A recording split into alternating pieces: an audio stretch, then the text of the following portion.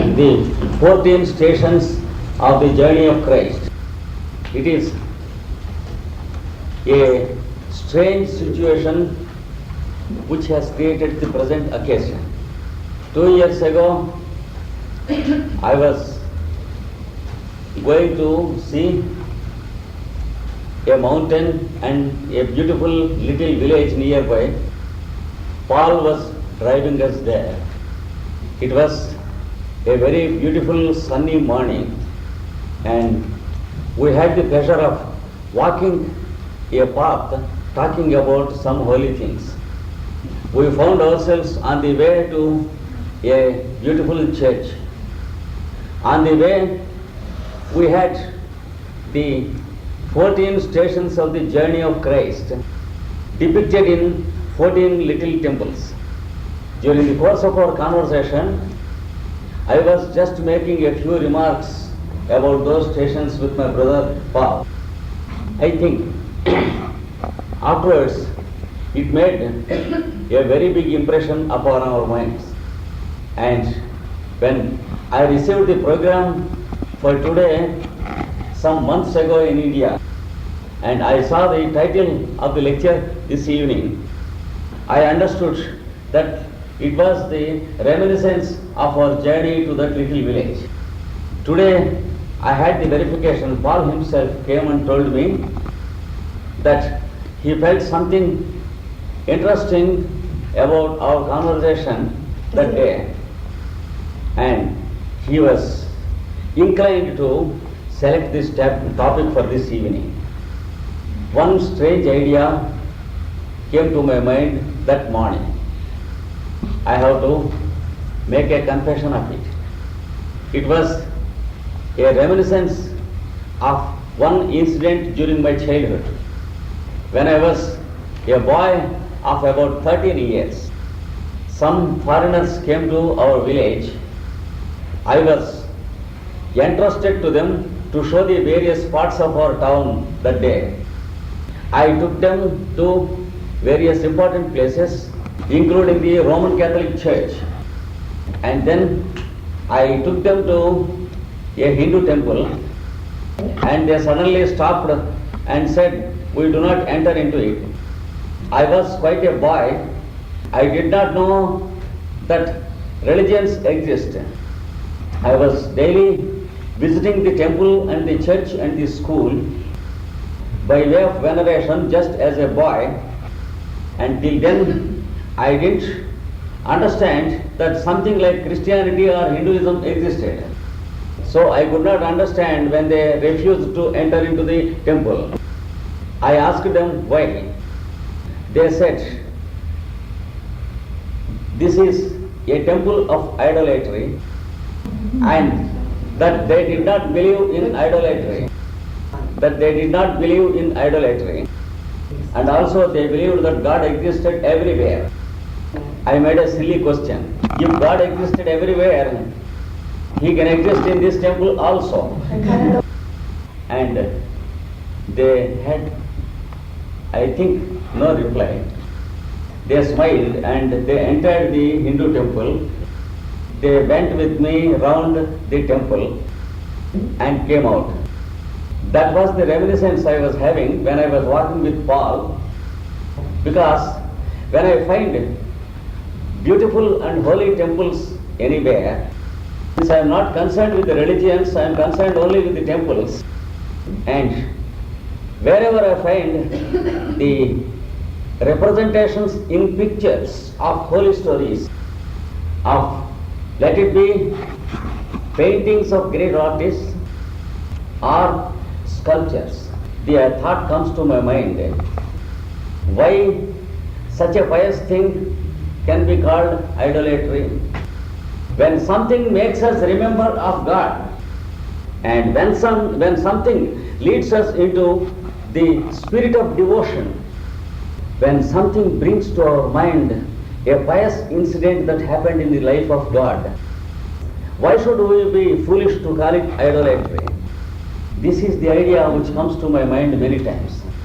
And though some religious people call it idolatry, there are great artists and devotees who offered their whole life to the art of making the pictures of incidents of God. And international artists like Michelangelo, Leonardo da Vinci, when they have dedicated their lives totally to the Spirit of God by making pictures of the incidents of God's life, is it not a great sin to call them idolaters? Is it not a great sin to call a temple a center of idolatry? This was the idea which came to my mind when I was walking with Paul to the beautiful little temple in that village, on the way of which there were 14 beautiful little temples. Since then, I had an idea to express this sentiment to some of our people. But since there was no occasion, it was existing at the bottom of my heart. Now, I can say that Paul has created an occasion to bring it out and place before you. Along with this, I have a new dimension to place before your minds about the life incidents of great people.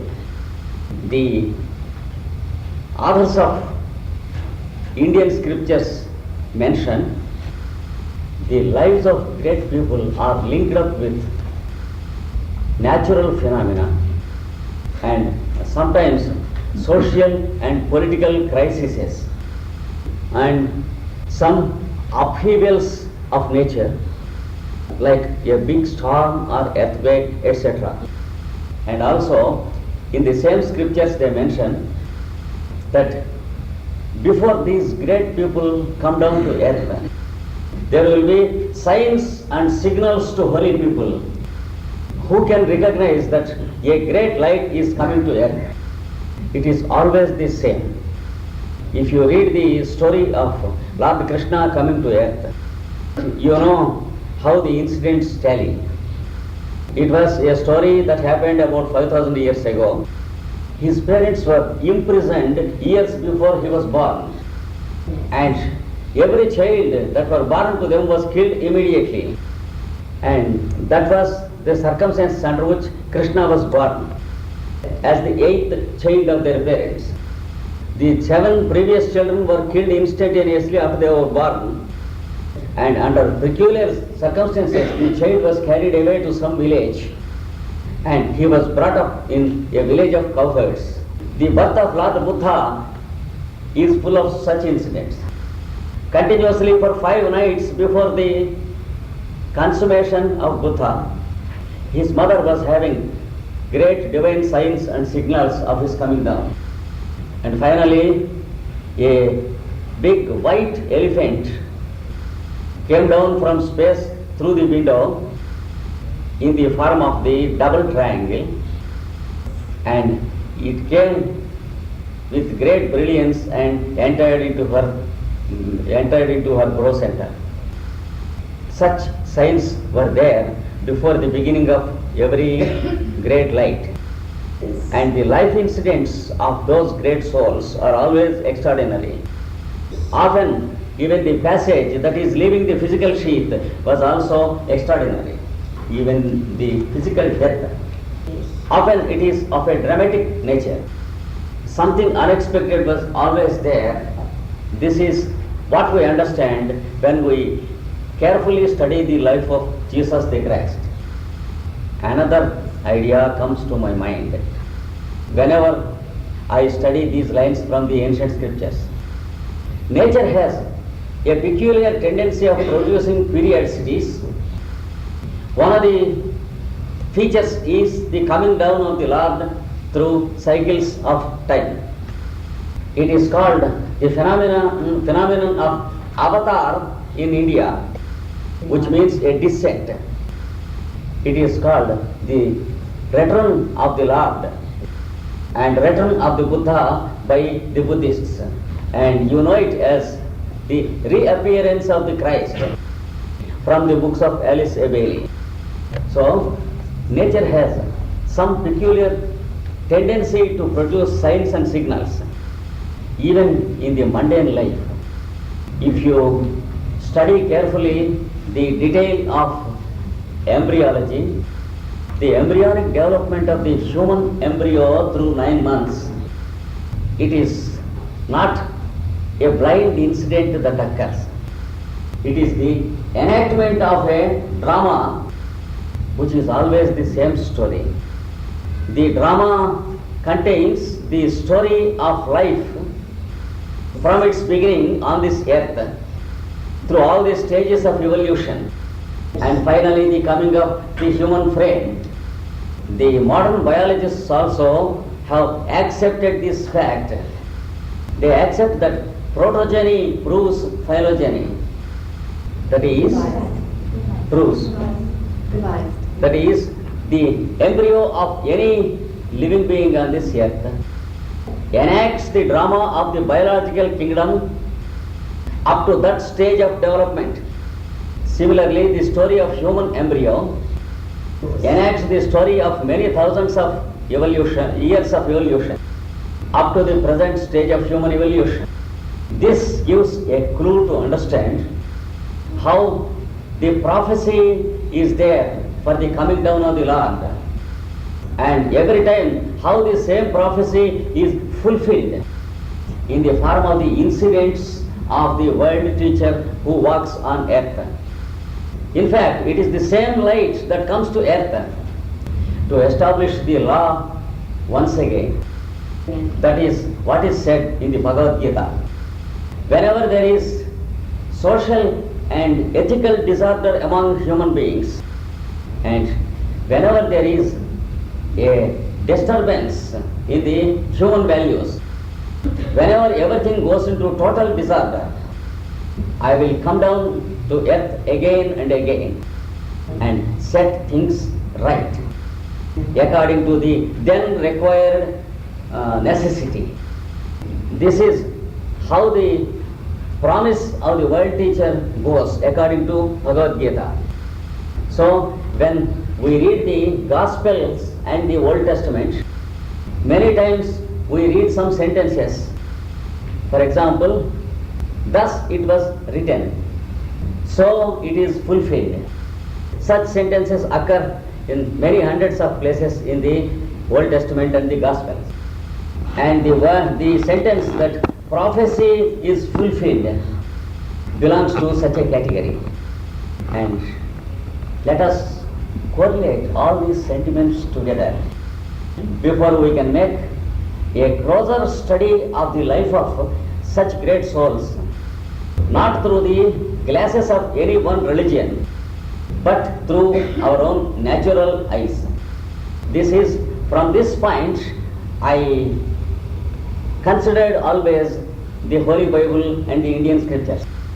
And often, many times, it is rather late when humanity understands things.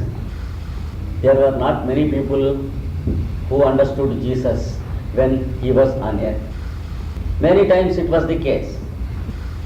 There were at best 12 people who tried to follow him. One of them by circumstances proved a traitor, and another had to refuse his master thrice before the cock crowed. So we have only 10 people very strongly stood for their master.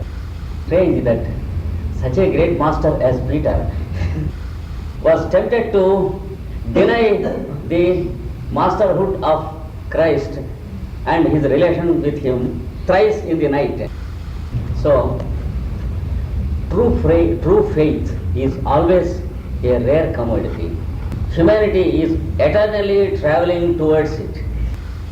From the time of Moses and from even earlier times, that is from the time of Lord Krishna, that is 5,000 years ago, and till today, we find ourselves in the same state. The advent of the coming down of the Lord is there periodically, but the humanity is the same. When Lord Krishna initiated the humanity with Bhagavad Gita, humanity remained the same till today. When Gautama the Buddha came down as the light of the world, gave the light of compassion Even after that, we are a success and Buddha is a failure.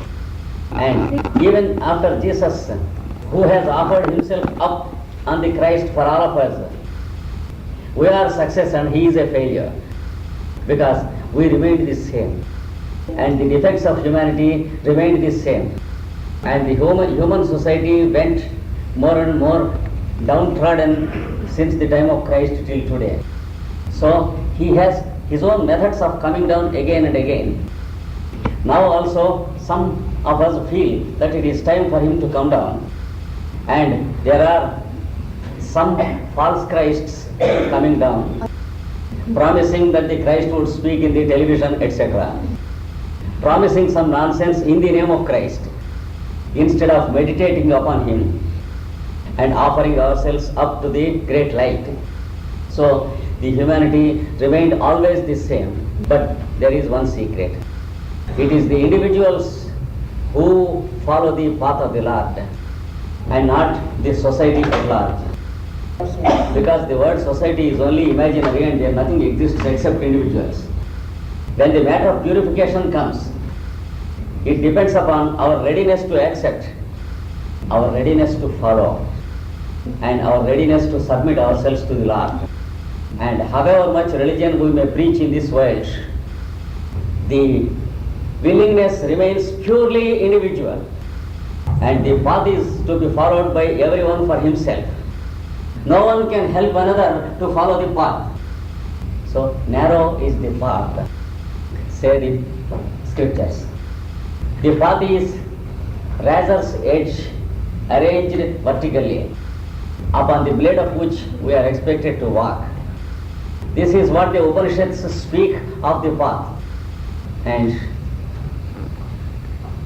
a person sitting on an elephant may pass through the eye of a needle, but still the path of salvation is individual. We cannot take anyone with us. Everyone has to cross the doorway for himself or herself.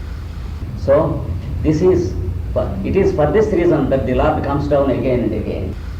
Not for the society at large he comes, because it is not a mass scale political attempt, but it is a path of salvation which is purely personal. So often men understand things a little bit late. It is not until a few decades after crucifixion people came to understand that a great light came to the world. Now we may build many thousands of churches on the globe, give conferences fearlessly upon the Lord, because we are sure that we will not be crucified, that it is the Lord who got crucified for us, and we are safe here. But when the light was there on this earth, it was only very few people who felt it and who followed it. So afterwards there will be many stories added to the life. By way of showing our gratitude, the incidents from the birth of Jesus right up to the crucifixion and further, they are taken and recorded after the incident of crucifixion, and they were gathered into the Gospels. But as we can very easily feel by reading these Gospels, that it is only a passing reference that they remembered and recorded on paper, that at least about 80% of what has happened escaped from being recorded, because we can very easily feel the gaps between incident and incident, and it is only at random that things were recorded. And how it would have been if there was a fellow who was recording the diary of the life. So we missed a lot of wealth, and we the human beings are always trained to miss good things. And after the incident has happened, we begin to imagine and fill up the gaps with our imaginations. These are some of the ideas which come to my mind whenever I go through the Gospels. The Gospels are not at all a continuous records. What would have happened between incident and incident? How he spoke, how he heard the people, how he lived with them, how he felt the difficulties of people, how he allowed the whole humanity to walk on his heart. All these things would have been better known by us. If at all there was one fellow who could record the whole diary of Jesus. Of course, I wanted to make a loud thinking of these thoughts, put forth before you, before we try to meditate upon the 14 incidents. I think it was about the time of the 13th century, one by name Francis, he must be an Italian, started to follow a new path, that is to make an imitation of the incidents of the life of Christ. In Indian tradition also, we have a strange tradition called the Holy Pilgrimage, where people spend a few weeks taking journeys and enacting the life incidents of great lights of the past, because it is always better to try to follow the footsteps of these lights instead of trying to propagate about them. So an attempt to imitate Christ is always elevating, and to that effect they made a story of what has happened before crucifixion. So they enumerated the incidents that led to crucifixion and made a journey of some stations.